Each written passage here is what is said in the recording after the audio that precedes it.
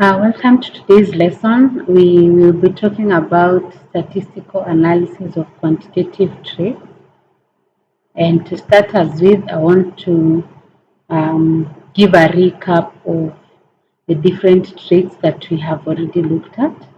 So we have traits that we have already studied that normally will fall into discrete classes that can be used to predict the genotypes of individuals. For example, when we were looking at the Mendelian laws, we came across this particular cross of a tall and a short pea plant, where we look at the F1 generation, the F2 generation, and so on. So if you cross a tall and a short pea plant, we know the genotype of short plants because if you take, for example, the height to be represented by T, let me illustrate that. If you take, for example, the height to be represented by T, short will have the homozygous recessive, and from there we can give a generalized genotype for the tall plant phenotype. So remember, this tall plant can either be homozygous dominant or heterozygous dominant. So using the F2 generation, we can be able to tell whether it is the homozygous dominant or heterozygous dominant. Yeah, so that is what we mean. And usually we are able to infer this using what we call the Punnett squares that we have already looked at. And this kind of uh, generation of genotypes and phenotypes, we call them discontinuous traits. Yes, so they give us distinct classes that it is either this tall or this short, and from using a cross, we can be able to predict what we have within the F1 generation, F2 generation, and sometimes when you have the offsprings, you can be able to predict what the parents could have been. So those are discontinuous traits. But we have traits that do not fall into discrete classes. Rather, when a segregating population is analyzed, we get like a continuous distribution of phenotypes. For example, the ear length in corn. So the length of the ear in corn, we have black Mexican sweet corn that has short ears, whereas the thumb popcorn has long ears. When these two inbreed lines are crossed, the F1 generation normally gives intermediate phenotypes to the two parents, such that they are neither short nor long. They are ranging from short to long. So there is those that are medium height and so on and so forth. So once you do this usually will develop for us what we call a bell-shaped curve for a normal distribution that is illustrated by this graph here, where we have the number of individuals versus the height. So you can see that from this particular bell-shaped normal distribution curve, for the different heights, for example, at 5 inches, 0.0, we have a range, several individuals ranging from 0 to around maybe 2, 3. Then we have those that are between 5 to 5 to 5.6. We have those that are like 5, 8, and then we have this population within here where we have like the medium height. We have a majority of the individuals here, ranging from over 15 to almost 30. Then we have this other side of the curve where we have now the very tall individuals, and we can see that we also have a different representation of different heights. So when you look at this graph, it tells you that we are having a continuous phenotype, or we have phenotypes that are arranged. We don't have either short or tall. We have short, medium height, and tall as well. So this kind of traits, we call them continuous traits, and usually we don't analyze them the same way we do for discontinuous traits. And because continuous traits are often measured and given a quantitative value, that's when we now refer to them as quantitative traits. And now the study of these quantitative traits gives us quantitative genetics. So the following examples of quantitative traits in our daily life. And we can see that we have, like for example, the crop yield. Yeah. So even if it is maize, we have maize that will yield an intermediate kind of phenotype that will give different maize plants different crop yields. Some plant disease resistances, yes, some of them are not able to resist, others are able to partially resist, others are able to resist completely. So that's a range. We have weight gain in animals, including human beings. We have fat content of meat. We have IQ, which is intelligence measure. We have learning abilities as well. Even in our human population, we realize that the way we learn or the way we grasp concepts is very different. Yeah, we have those at the extreme ends, but we have the majority who understand or are able to learn well. Then we have also blood pressure.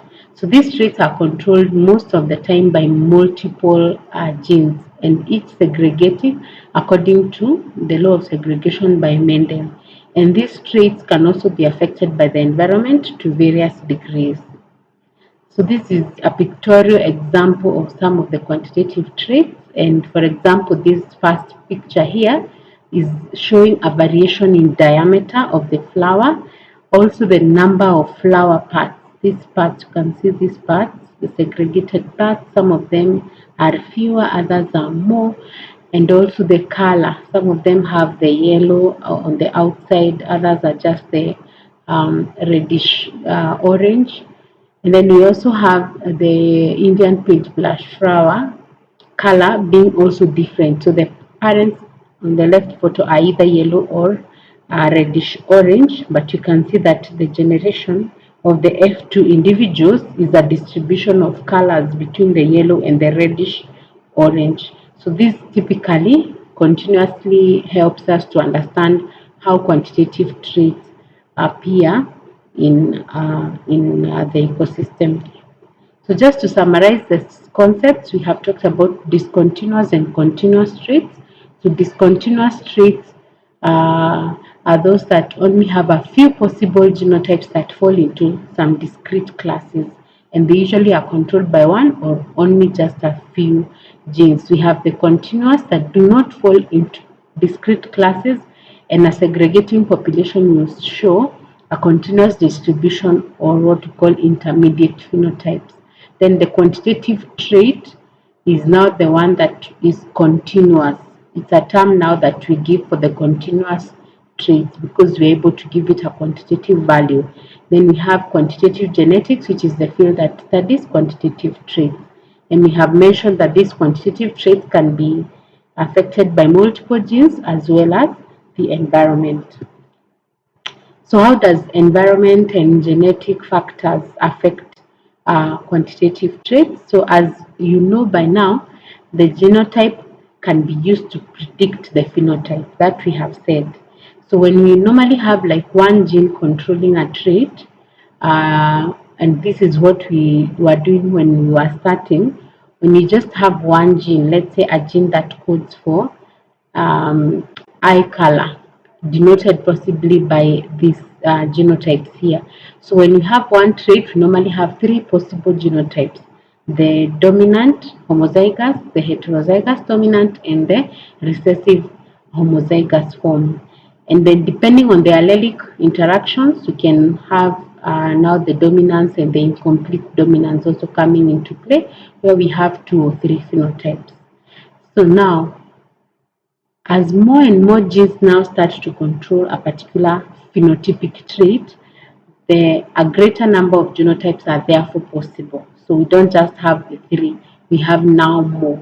So from that basis of when we have one trait controlling three genotypes, then we normally derive a formula that predicts the number of genotypes from a number of genes. So what we do is that we do 3 to the power of n, and in this case n is the number of genes. And this is illustrated in this small table here, where we have one gene giving us 3 genotypes. So it is 3 raised to 1, giving us 3. Here it is 3 raised to 2, and so on and so forth. So you can see we have 10 genes, then we have over 50, about 59,000 genotypes. So an example here now of quantitative genetics, where we have 2 genes A and B. Then we assign them metric values, where we have the dominant form allele having 4 units, while the recessive form has 2 units. And these are the locus, which is now the B allele. So the dominant form allele has 2 units, and the recessive B allele contributes to 1 unit. From these metric values, we can see the F2 generation. So for this first genotype, we have 1. We have for the second genotype, we have 2 of them, and so on and so forth. And now you can see the metric values that are generated. And these metric values can then be represented in a graphical format, showing the frequency of the genotype versus now the metric values of these genotypes. And you can see we are generating a bell-shaped curve. Yeah. So this example is demonstrating an additive gene action, where we are adding how much does this allele contribute, this one, and this one, and so forth. So each of the alleles actually contributes to the final phenotype. Therefore, each genotype has a slightly different metric or quantitative value that results in the distribution curve that we now generate, that is illustrated by this one. So other genetic interactions, we have what we call dominance and epistasis, also affecting the phenotype. So in addition to the additive gene action, we have things like dominance and also epistasis affecting how the phenotype is going to be. For example, if the dominant gene action controls a trait, the homozygous dominant and the heterozygote will have the same phenotypic value, or they will be the same. So for whatever the action, if we are having the dominant gene controlling this trait, then both homozygous dominant and heterozygotes usually will have the same phenotypic trait. Yes. Therefore, now that what will be at the end is the number of phenotypes will then be less for the additive gene action, because these two already represent one phenotypic trait. Furthermore, the number of phenotypes that results from a specific genotype will be reduced even further if we have epistatic interactions between several loci. Yeah. So epistatic interactions usually is where an unrelated gene affects a certain gene. Yeah. So that it will mask its expression. Okay. So we have now the 3 additive, dominance, and epistatic effects that all contribute to the phenotypic trait of a quantitative trait. But generally, the additive interactions usually are the most important. And now, in addition to these 3 additive, dominance, and epistatic effects, then we also have the environment. And this illustrates how environment also actually affects the expression of a genotype. For example, we are looking at the yields of winter wheat in one North Dakota location for a 10-year period. Yeah, so we have year in, year out yield variation. Yeah, and we can see that, for example, it is between 1986 and 1995. So we have the 3 different genotypes that are expressed, and we can see that in the 1990 we had 0 yield for all of them. Yeah, and this is an effect of the environment. So probably there was the winter was too harsh around this year as compared to the other year. So you can see that they are varying year in, year out, either increasing, decreasing every other year. Therefore, the phenotype is then the sum of the environmental and genetic effects that usually gives us this mathematical formula where we say phenotype is equals to genetic factors plus environmental factors. And one of the goals of quantitative genetics is therefore to measure the contribution of both genetic and environmental factors on a specific phenotype. So just a summary, additive gene action, each allele has a specific metric value that it adds to the phenotype. Okay. Then dominant gene action, we have the homozygous dominant and heterozygous genotypes contributing to the same phenotype.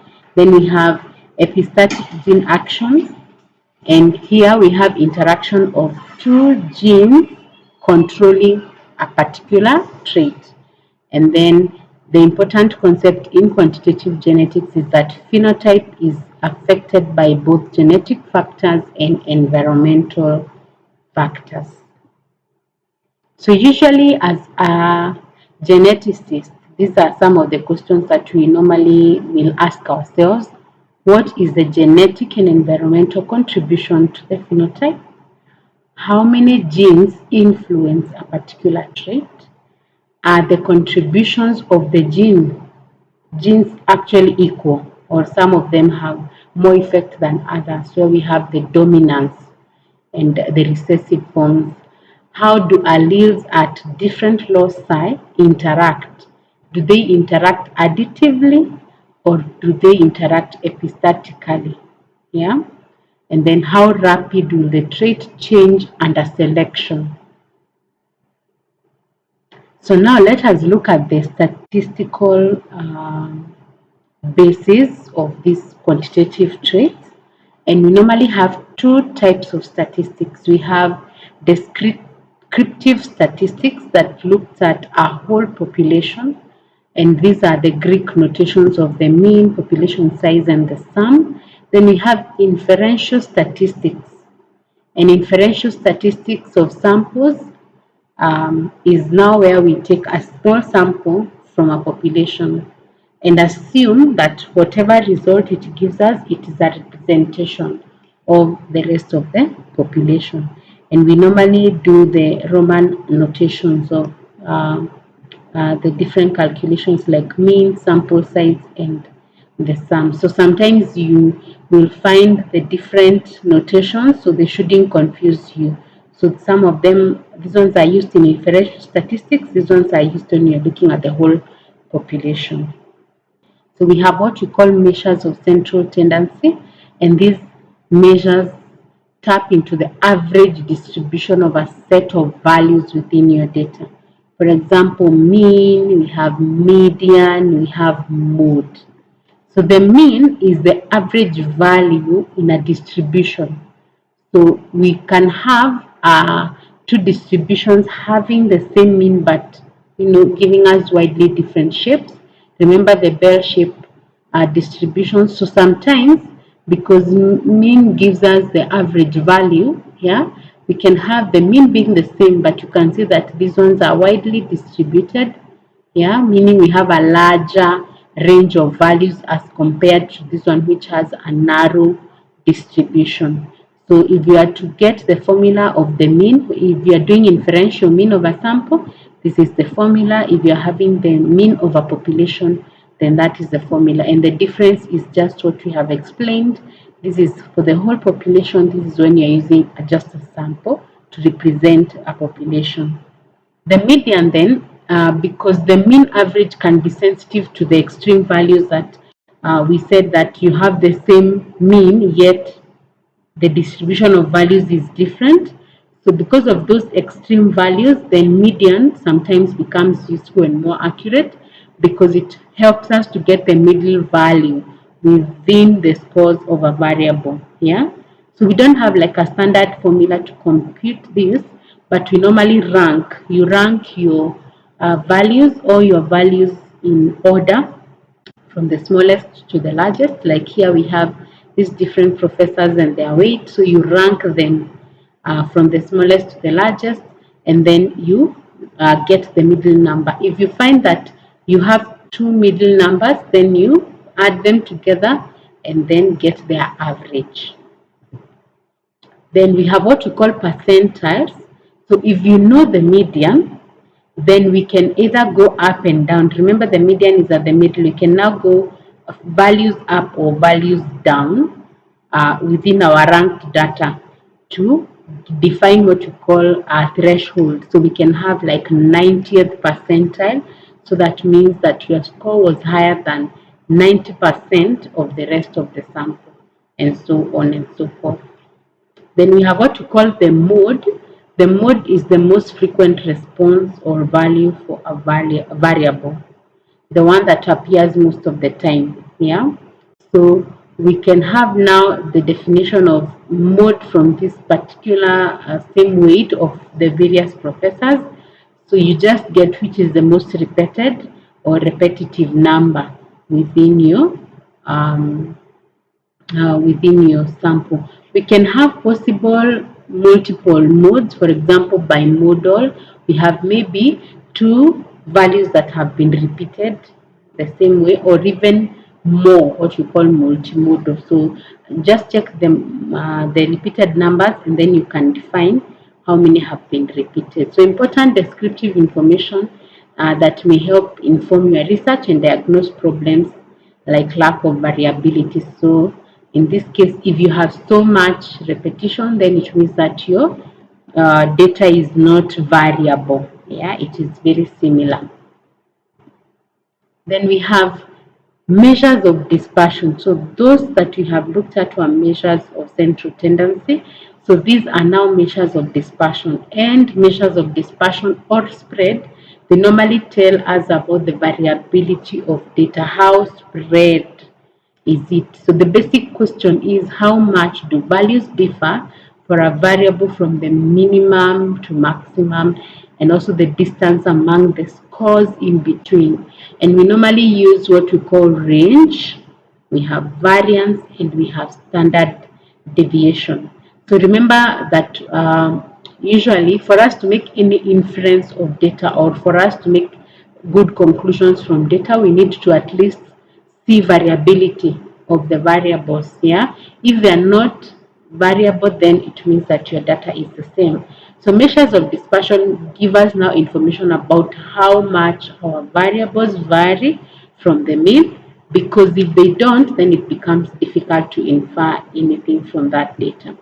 So range depicted as R is equals to H minus L, and here H represents high and L represents low. So from your data, get the maximum or the highest number minus the lowest number. So the range gives us the value between the minimum and the maximum values within your variable. Understanding these statistics is important in understanding your data, especially in management and diagnostic purposes here, because in diagnostic purposes we have what we call reference ranges. Yeah, and a reference range means this is our minimum, the minimum that you can have. If it's glucose levels, the minimum, because again you cannot have zero glucose within your system, because glucose is important. So it will tell us this is the minimum that you should have. Then there'll be the in between values. Then it will tell you this is the maximum that you should have. If you have now beyond here, then you have diabetes. If you have below the minimum, then you have what we call hypoglycemia. So range is very important, especially in diagnostic situations. Then we have what we call variance. Variance is a measure of variability of the distribution of your data, and it is depicted as S squared is equals to the sum of every value minus the mean squared, and then n is your sample minus 1. So this is how we get our variance, and this helps us to see the distribution, the variability of our distribution of data.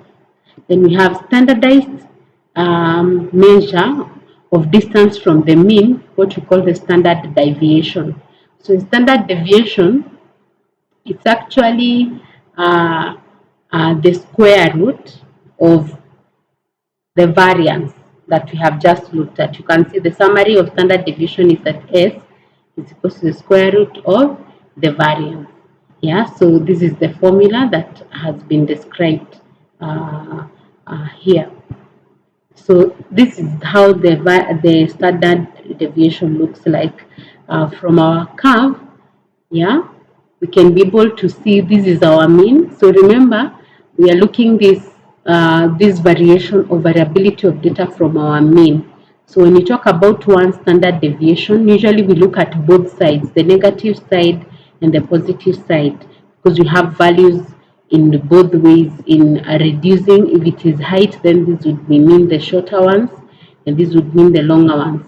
So we have one standard deviation, we have two standard deviation, we have three standard deviations. So the first standard deviation represents about 68%. Usually we can say 66 to 68% of your data. So it shows 66 to 68% variability of your data from your mean. Yeah. So that shows how variable your data is, and then you can check from the second standard deviation or two standard deviation gives us a representation of about 95% of data distribution, and then we have three standard deviation that gives us about 99% of the distribution of our data. Yeah, so now this is an already calculated sum of the Tom Thumb. Remember we looked at this in the Black Mexican generations. Then we have the mean. So these are the parent. This is the parent generation. And then these are the offsprings, the F1 and the F2. So we have the mean of the year length, and then we have the different standard deviations. So from this data, just to give us an example of how we are able to make certain inferences or conclusions. Number one, even though the mean year length of the BMS is smaller, you can see that this mean year length of the BMS is smaller, you can see that the standard deviation is larger as compared to the Tom Thumb. Yeah, so the standard deviation is larger. So this suggests that it is more variable than the long year line. Yeah, so we have more forms of the short, the BMS. We have many forms. Remember the intermediate and the continuous traits. So it means that within the short, so if we were to have a graph for this one, the left side of our bell-shaped graph would be more extrapolated because we have more variation of the shorter year length trait. Number two, because the F1 generation population is derived from the two pure lines, the P1 and the P2, it should be entirely homogeneous, that is, all are heterozygotes. Thus, all the variance associated with that population is environmental variance. Yes, because this one is coming from these two pure lines, we are saying that they should actually be heterozygotes and we should not have a lot of variation. So that means that this variation that has been found here is a factor of not the genotype, rather the environmental effect. The number three, the mean of the quantitative trait F1, which is 12.12, is intermediate to the two parents. Yes, the two parents had between 6 and 16. So this is intermediate to the two parents.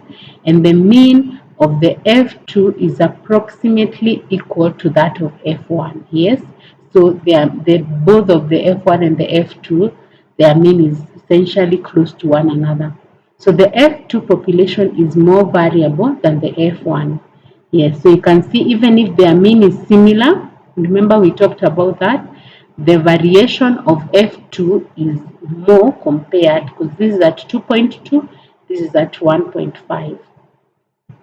Then the extreme values of the distribution should be equivalent to the two parents used in the cross, because this small portion of the population will have the same genotypes as the parents.